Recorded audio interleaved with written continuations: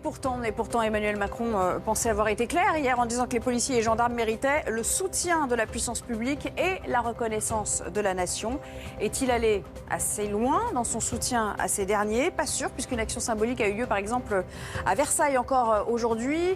On va y revenir et puis surtout on va interroger Denis Jacob qui est notre invité d'ores et déjà. Bonjour, je rappelle que vous êtes secrétaire général d'Alternative Police. Je vais vous poser la question comme ça. Est-ce qu'il a répondu à vos inquiétudes? Est-ce que vous vous sentez rassuré et soutenu, surtout ce matin?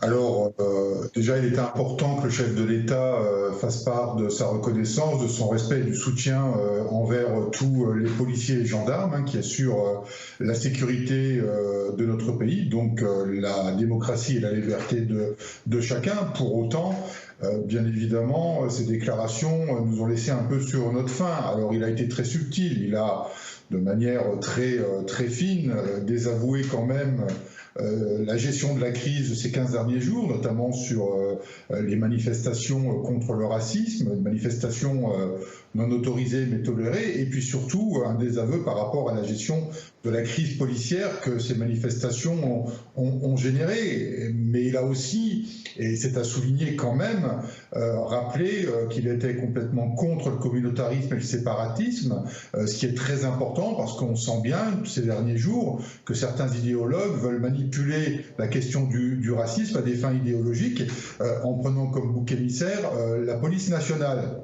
Nous, on attend bien évidemment beaucoup plus, c'est-à-dire des annonces concrètes, et c'est pour ça que nous maintenons notre appel aux policiers de ne plus faire d'interpellation, sauf s'il y a une vie en danger, par rapport aux annonces de Christophe Castaner et cette fameuse suppression de clés d'étranglement, et on attend d'Emmanuel Macron qu'il le fasse comme ça a été fait pour nos collègues de l'Hospitalière, qu'il annonce un véritable programme de modernisation de la police nationale qui doit passer par la création d'une véritable académie de police pour les 3 corps actifs comme il s'y était engagé en début de mandat. Nous attendons également que cette revalorisation salariale se produise également, parce que je rappelle que les salaires des policiers sont parmi les plus bas d'Europe, puis aussi un plan de modernisation des moyens matériels, immobiliers et surtout un vrai plan également de formation continue, parce qu'aujourd'hui,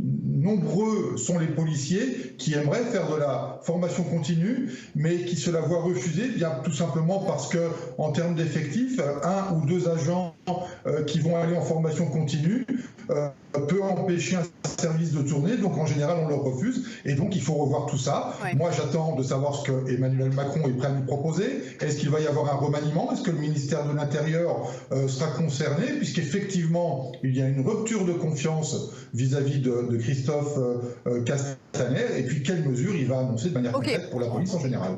On a compris donc que vous attendiez des actes assez forts, on a compris aussi en filigrane que le départ de Christophe Castaner serait sans doute bienvenu parmi vos troupes. Je vais vous faire réagir à une enquête qui a été ouverte suite à une agression à Lyon que vous connaissez sans doute. On va écouter un délégué syndical sur place et puis je vous ferai réagir ensuite. Restez avec nous.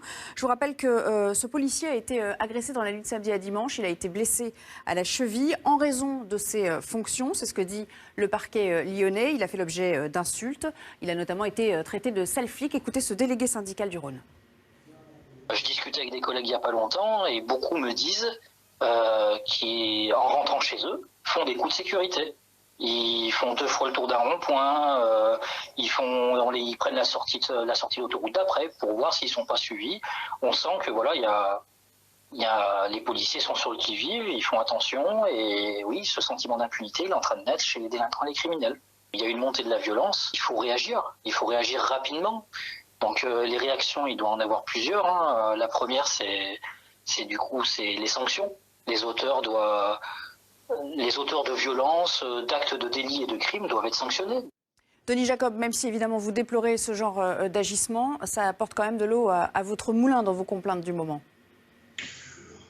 Vous savez, c'est pas des complaintes du moment, c'est malheureusement le cas depuis des mois, des années, cette situation où nos collègues ne sont plus eux-mêmes en sécurité parce qu'il y a ce sentiment d'impunité parmi les délinquants.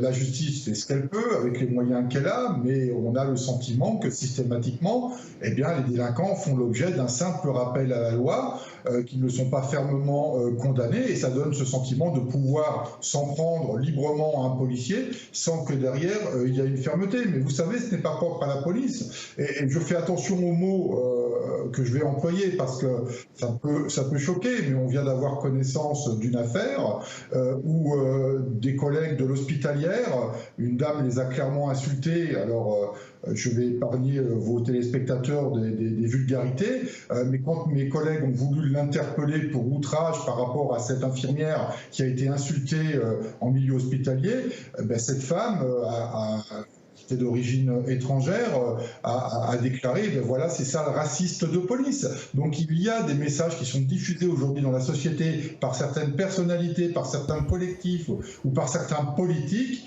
qui n'aident en rien pour réaffirmer l'autorité de l'État, réaffirmer le respect que l'on doit aux forces de sécurité que sont les policiers municipaux et gendarmes, en particulier, je pense aussi aux pompiers, bien évidemment. Merci beaucoup, Denis Jacob, d'être revenu sur ces incivilités que vous subissez au quotidien.